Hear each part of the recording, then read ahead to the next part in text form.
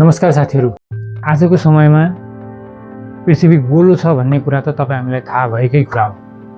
तर आज पनि केही मानिसहरू पृथ्वी सुन्तला जस्तो गोलो नभई गुन्द्री जस्तो समतल छ भन्ने कुरामा विश्वास गर्छन्। के तपाईलाई थाहा छ पृथ्वी गोलो छ भन्ने कुरा हजारौं वर्ष अघि मानिसले थाहा पाइसकेका थिए। न विमान, न उपग्रह, न त अन्तरिक्ष यात्रा। आखिर मानिसहरूले पृथ्वी गोलो भएको प्रमाण कसरी थाहा पाए? आउनुहोस् आज केही यस्ता प्रमाणहरूको बारेमा कुरा गरौँ जसले पृथ्वी समतल नभई गोलो छ भन्ने कुराको पुष्टि गर्छन्।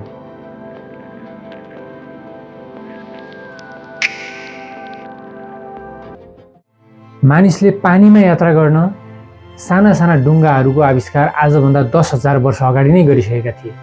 आजभन्दा करिब 4,000 वर्ष अगाडि त मानिसले पाल भएका जहाजहरूको आविष्कार गरिसकेका थिए। करिब 2500 वर्ष अगाडि ग्रिसका वैज्ञानिकहरूले एउटा रोचक कुरा देखे। जब समुद्रमा जहाज टाढा पुग्थ्यो, सानो हुनुको सट्टा पिँधको भाग पहिले हराएर बिस्तारै माथिल्लो भाग हराउँदै जान्थ्यो।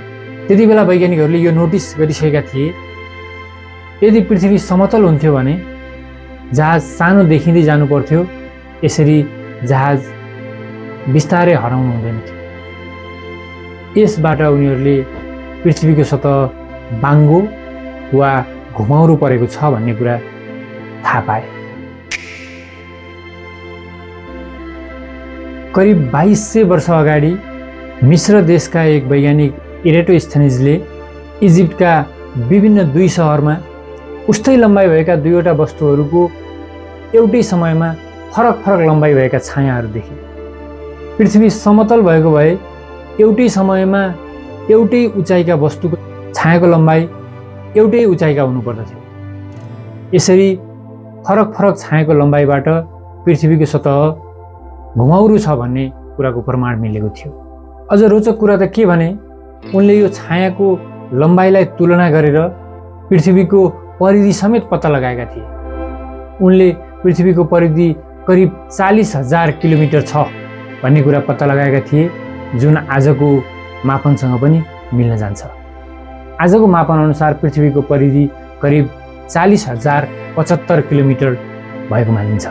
यसरी उनले पृथ्वी समतल नभई गोलाकार छ भन्ने एउटा प्रमाण प्रस्तुत गरेका थिए। चन्द्रग्रहण हुँदा पृथ्वीको छाया चन्द्रमामा पर्छ। चन्द्रमामा परेको छाया मानिसहरूले यस्तो देखे कि त्यो गोलाकार थियो। जहिले पनि चन्द्रग्रहण लाग्दा गोलो आकारको नै छाया किन देखियो? यसकारण मानिसहरूले यो कुरा विश्वास गरे कि कुनै गोलो वस्तुले मात्र सधैँभरि गोलो छाया दिन सक्छ। यसरी चन्द्रग्रहणबाट पनि पृथ्वीको आकार गोलो छ भन्ने कुरा मानिसहरूले अनुमान गरिसकेका थिए। अझ चन्द्रग्रहणले पृथ्वी गोलो छ भन्ने कुरामा अझै बलियो प्रमाण दिएको थियो। अहिलेसम्म जति पनि प्रमाणहरू थिए, ती प्रमाणहरू ठोस प्रमाण थिएनन्, अनुमानहरू नै थिए, तर बलियो प्रमाणका रूपमा चाहिँ थिए। तर जब सन् 1519 मा जब फर्डिनान्ड मैगेल्लानको एउटा टोली एउटा रोचक यात्रामा निस्कियो, जुन यात्रामा समुद्रमा एउटै दिशातर्फ जहाज गइरह्यो र लामो समयपछि जहाँबाट यात्रा सुरु गरिएको थियो त्यो जहाज त्यही ठाउँकै नजिकमा आइपुग्यो। यसबाट पनि के पुष्टि हुन्छ भने कुनै गोलो वस्तुमा मात्र निरन्तर एउटै दिशामा यात्रा गर्दा फेरि त्यही ठाउँमा पुग्न सकिन्छ। समतल सतह भएको भए यो सम्भव थिएन। यो नै पृथ्वी गोलो भएको पहिलो प्रत्यक्ष प्रमाण थियो। 20औं शताब्दीमा मानिसहरू अन्तरिक्षतर्फ पुग्न थाले। जब एपोलो 11ले चन्द्रमामा ल्यान्डिङ गर्यो, त्यस पछाडि त्यहाँबाट विभिन्न पृथ्वीका तस्बिरहरू प्राप्त हुन थाले। यी तस्बिरहरूबाट अझै प्रष्ट भयो कि पृथ्वी गोलो छ भन्ने कुरा।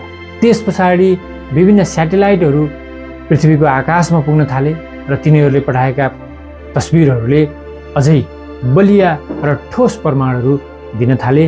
यसरी नै पृथ्वी गोलो छ भन्ने कुरा झन् बलियो रूपमा पुष्टि हुँदै गयो। आज हामी इन्टरनेटको दुनियाँमा छौँ। कैयौँ यानहरू अन्तरिक्षमा पुगिरहेका छन्।